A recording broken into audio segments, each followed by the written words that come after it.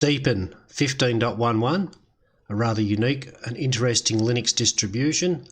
There are a number of things that stood out in my mind while I was having a look at it. We're going to install it, and then I'll point out all the various bits and pieces that I found rather unique and interesting about this distribution. We've started booting up the ISO file. There is no live desktop session available with Deepin, so it's install or nothing. You have to agree to the end user license agreement, and it's quite long, so you can read that yourself. The only thing I'll note is that the second last item, which is number 13, if you scroll all the way to the bottom, basically says that it's translated to English, but the Chinese version is the one that stands, so make of that what you will. And it's detected we're in a virtual machine. So give ourselves a name, and we'll give the machine a name.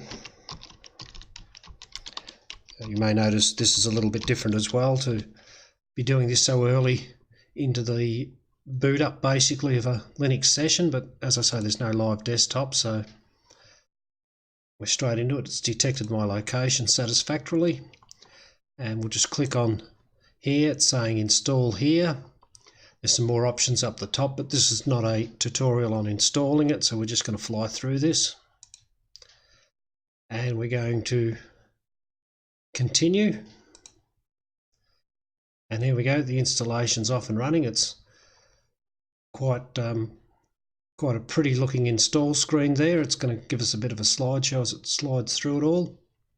So we'll let that finish, we'll speed the video up, and we'll come back at the end. I've sped the video up for the installation part here because it takes 5 or 6 minutes.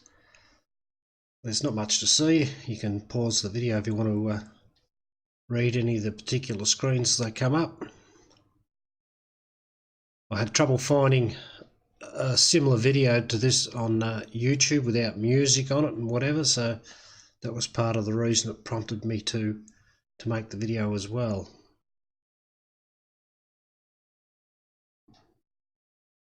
And we've finished successfully. The only option we have is to experience now, and I tested this before. You actually do have to remove the installation media, so I'll go ahead and do that now.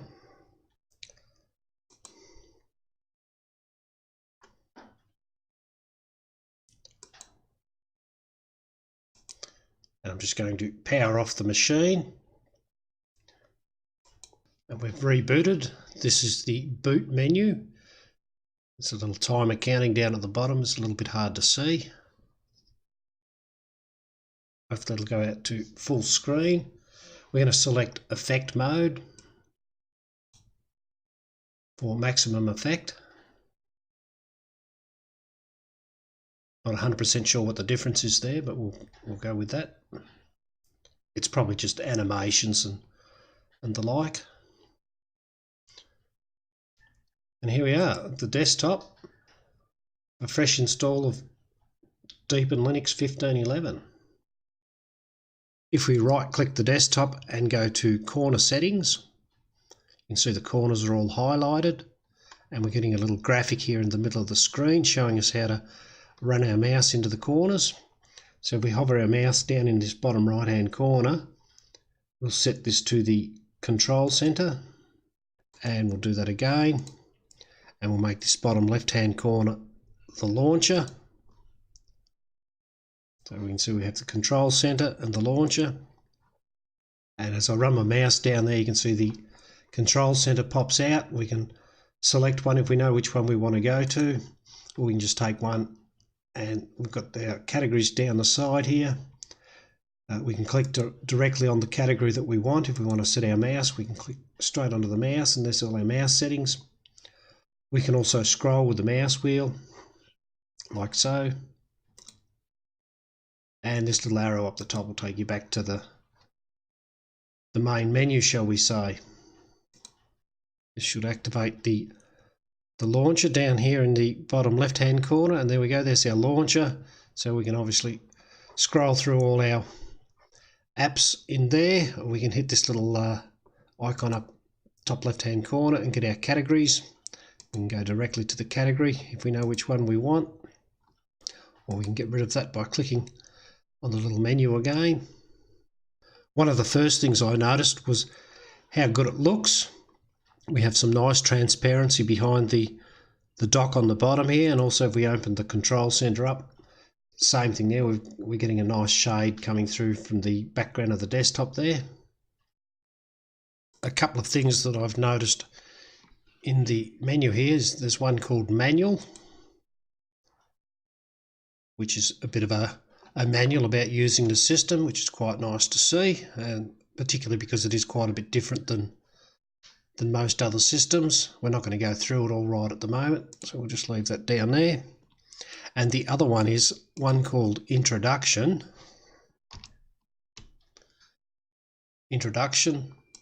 We'll click on that. And this is a little bit of a graphical settings panel type thing. It's got a movie there you can play if you want, but we're not going to do all that. So we'll just go down the left here to desktop mode. Now there's efficient mode and fashion mode. We're currently in fashion mode, as you can see with the check mark. And efficient mode basically does that with the panel at the bottom, or turns it into a panel and gives you a more traditional look. And fashion mode gives you that in comparison.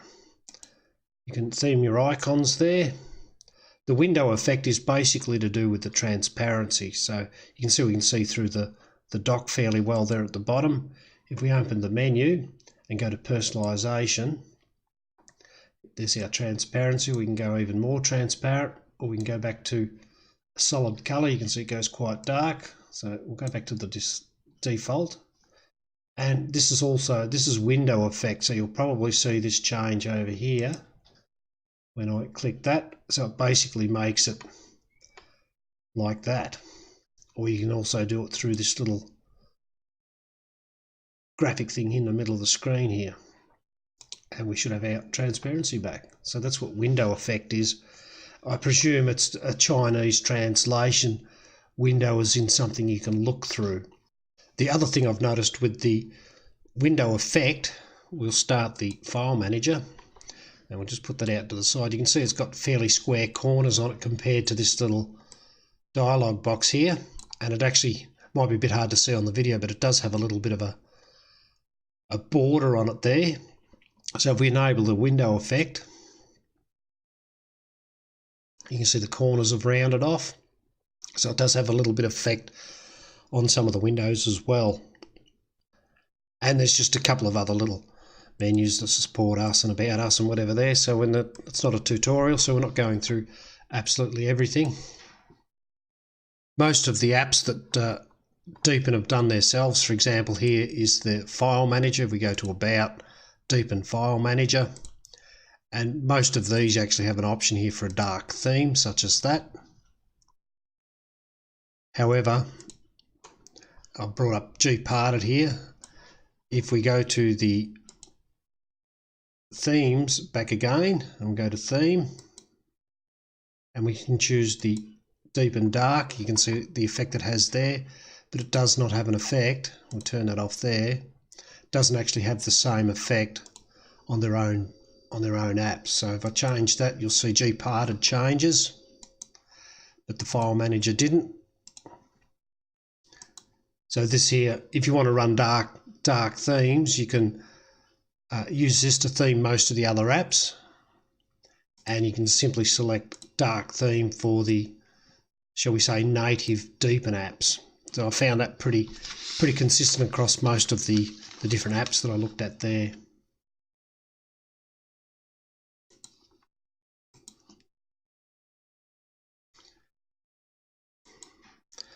This is Deepin Movie, or what do they call it? About Deepin Movie. As you can see, it's already in dark mode by default. You can actually go to the light theme, so it's sort of themed oppositely than what their other native or in-house apps are. We'll get the file manager and we'll just drag a a video in there, like so. And we'll just pause that there. And you can see, I'll bring it down a little bit here.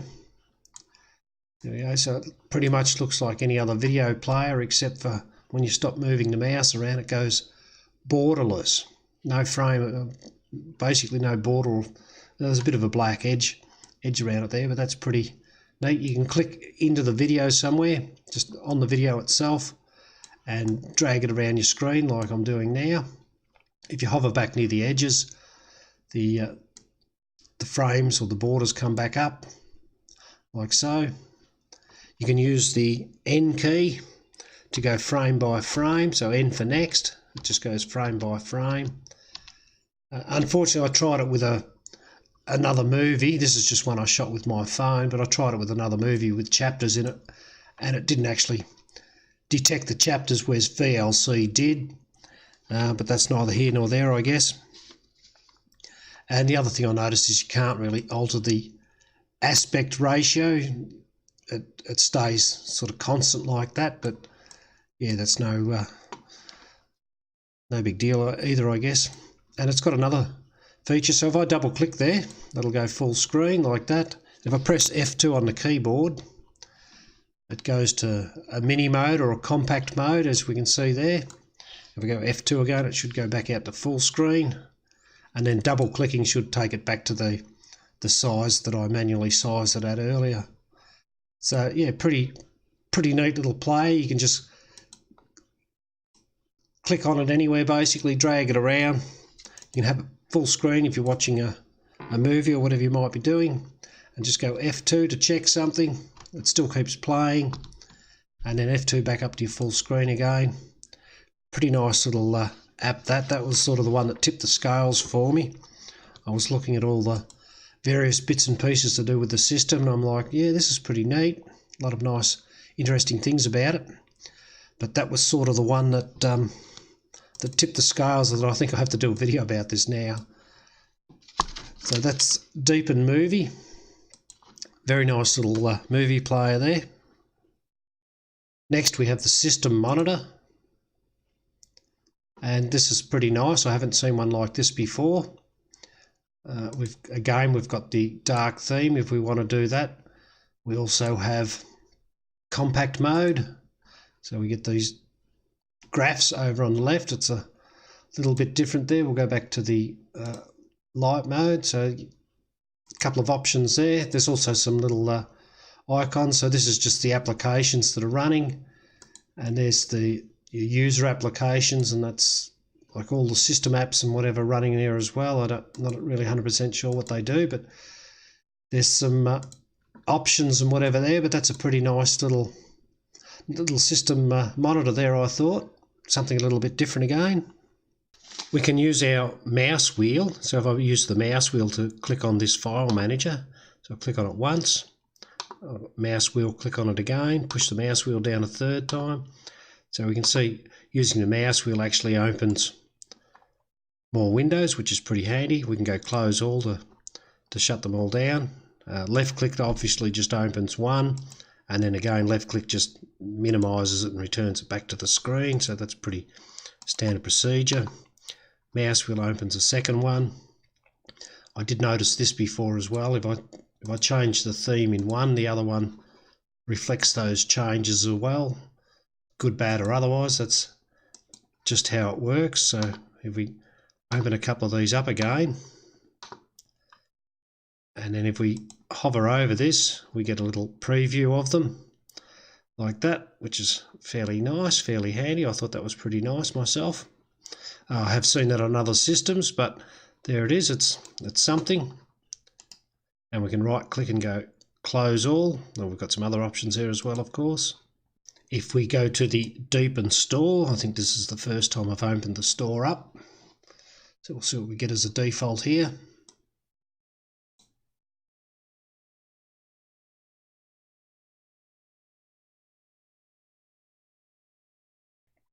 Now I haven't used Deepin for quite some time, and then it was only for testing purposes.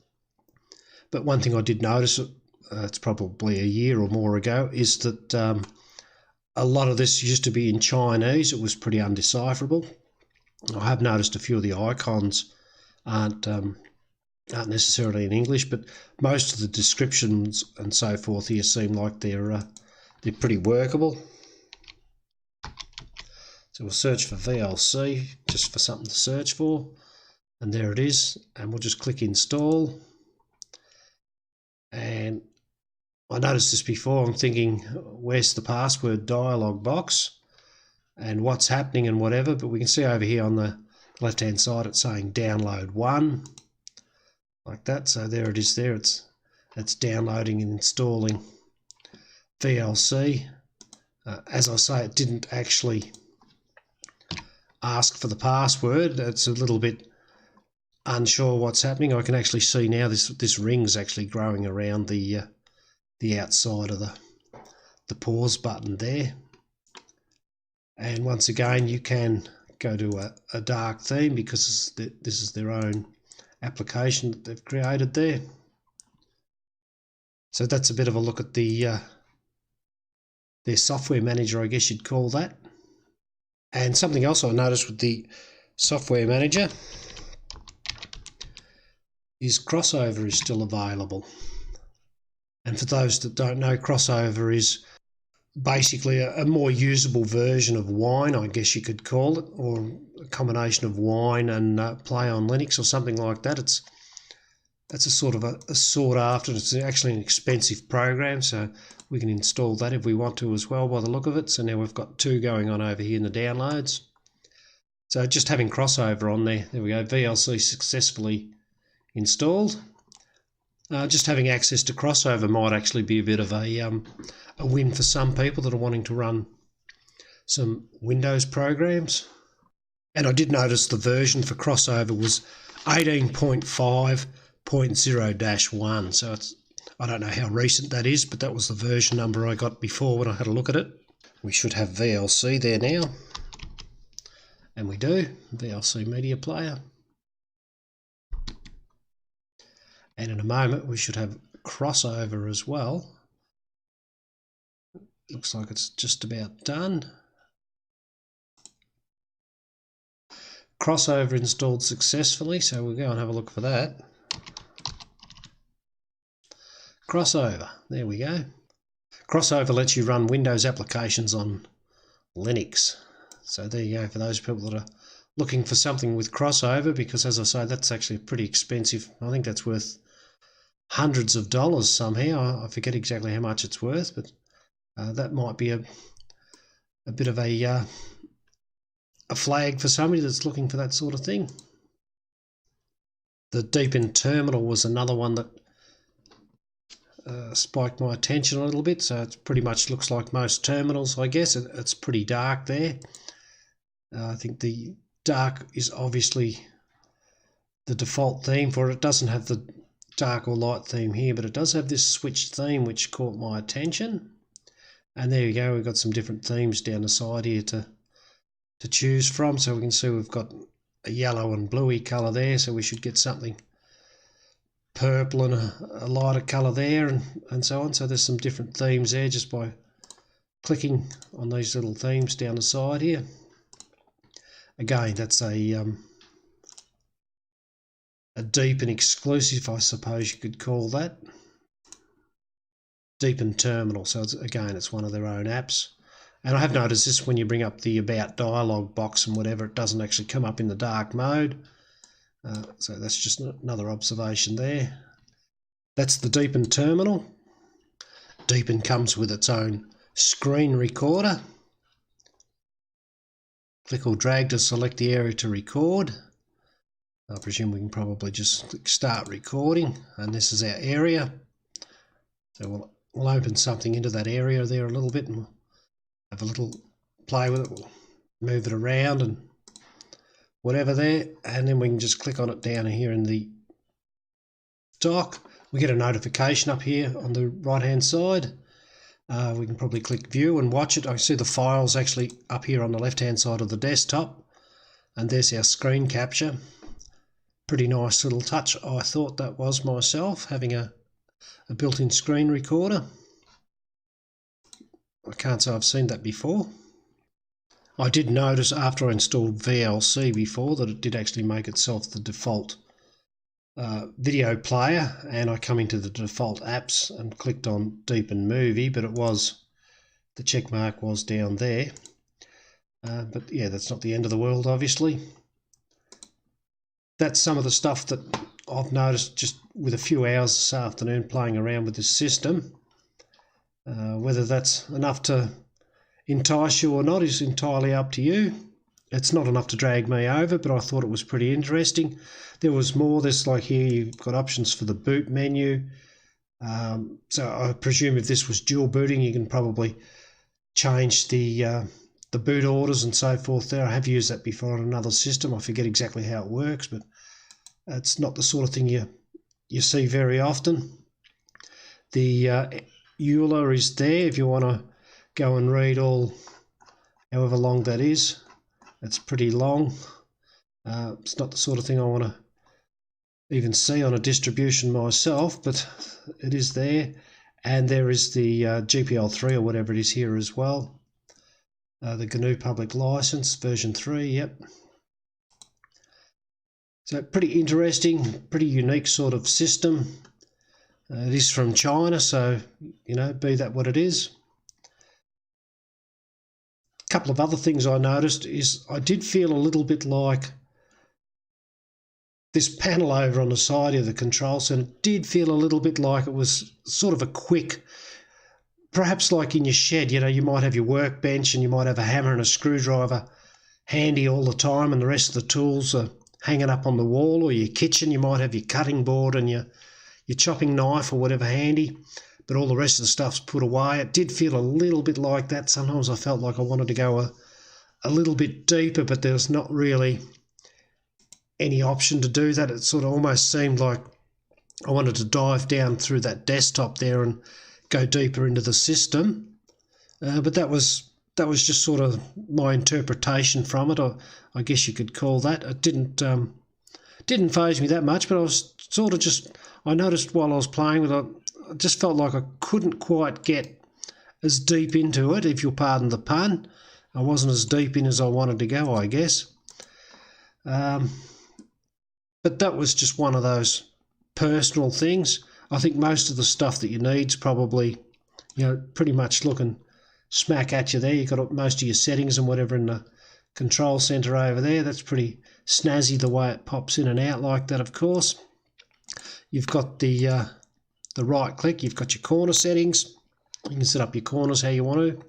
You have crossover, the video player. I think the video player is pretty snazzy myself. I reckon that's almost enough on its own just to play with that. The dark mode on their themes, and of course you can change the dark mode for the non-native themes or the non-Deepin themes as well. Some of the translation into English is a little bit, not quite there, such as the window effect in that introduction thing that I was showing earlier on in the videos there. Basically, they called it window, but they meant transparency. So there's a few little niggles like that. But other than that, I thought it was a pretty interesting, pretty unique, pretty well polished sort of system. I've never liked their icons, but you can probably change them. I have seen icon options in the personalization section somewhere over here where you can, I think in theme, there you go, there's some different icons there you can change if you don't like the default ones, such as I don't. But as with most Linux systems, you can sort of chop it and change it a little bit. I do hear people saying that it's not as customizable as other systems. It's a little bit locked down and whatever. And also some of the default apps and whatever are a little bit aged from what people are saying. But I guess that's, you know, that's a personal thing whether that particularly bothers you or not. But on the whole, I thought it was a pretty interesting system, and that's why I made the video on it. It was a pretty unique sort of thing to come across. An interesting array of software and apps that they've got on there, and it's certainly interesting the way that the system functions there. That's pretty unique. I have seen, you know, there are a couple of other Linux systems that have this type of thing, and Windows has it now as well, but Yeah, so something different. Hope you got something out of the video, and thanks for watching.